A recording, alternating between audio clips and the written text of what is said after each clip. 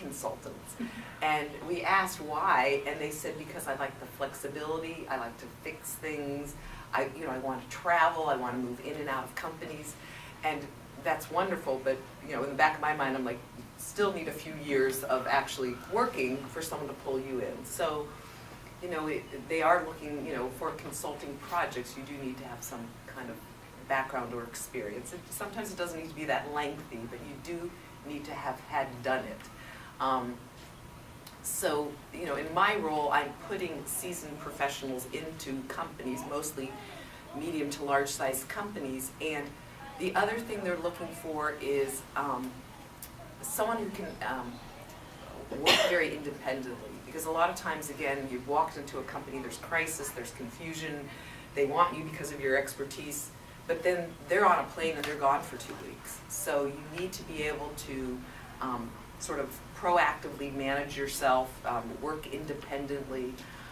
So those are some of sort of the characteristics that I think make a good consultant. And the other thing I would say about the consulting career as a whole is adaptability and flexibility. And I would talk about that when you are sort of positioning yourself for projects, because you will walk into a situation and they'll say, oh my God, I love your background in market research. I want you to look through all this customer data. I haven't had time. Could you please look at this for me? And then all of a sudden, he'll say, oh my God, I have a presentation for the president. Will you help me do that presentation? And so, sometimes it's just sort of being there, being this sort of credible right-hand person for them that sort of helps you to continue to build the trust and credibility with that client. A lot of times you'll walk into a consulting project and it might be something a little beneath sort of your skill set. Maybe you did that 5 years ago in your career, like look through some data and pull reports. But I would encourage you to take that project, because a lot of sort of the consulting sort of continuum is coming into a client or an organization, building trust and credibility. You've helped them on one deliverable, one crisis, one project, and then they'll turn to you and say, now I have something bigger. Can you help me now? That was great. And so many of my consultants, my clients will say, I just need this type of person for 1 month. 3 years later, they're still there because they've built the credibility and trust within our organization. So I think, the consulting world as a whole, I absolutely believe this is where the future is moving. I was just at our company's annual meeting, and what we're seeing now, the trend is there was so much over firing that now they're coming back because companies just went through these massive layoffs. But the reality is they still have projects and issues and things that have to get done. And then they realize, oh my gosh, I've just decimated my whole finance team, but I still have a quarterly close. Who's going to do it? So I think you'll see this. I think we're in just a sort of small window here right now, but things will start to turn and people will need to sort of reinvigorate their workforces. And again, I think the consulting model is going to be a very powerful model moving forward.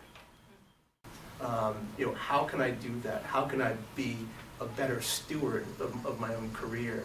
And how can I be a more active participant in moving into different areas of responsibility, nurturing those areas that I truly enjoy or I really feel I'm good at, and then being able to package them and either within my own firm or if I'm looking for other positions, with that. And I think that both of you touched upon the idea of if you're looking for work, if you're doing your job search outside of the postings.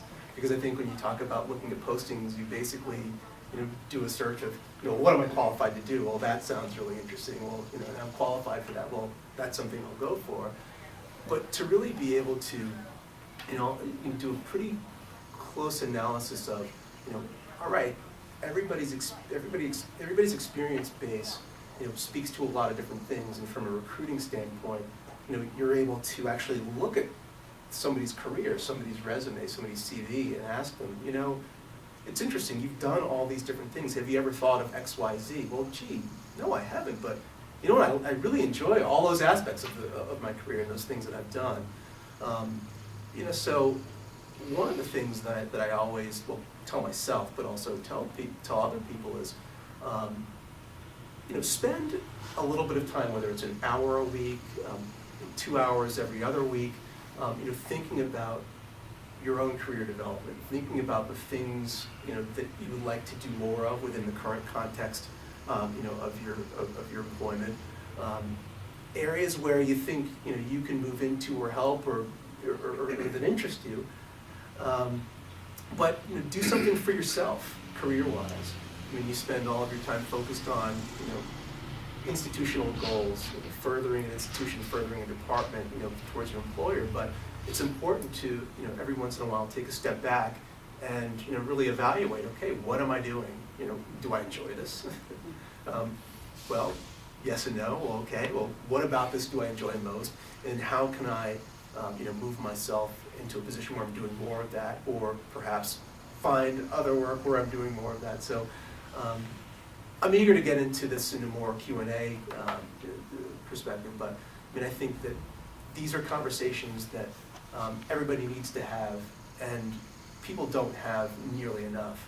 And really, it's a matter of really taking a step back, looking at yourself, asking yourself some important questions about your career and what you enjoy doing.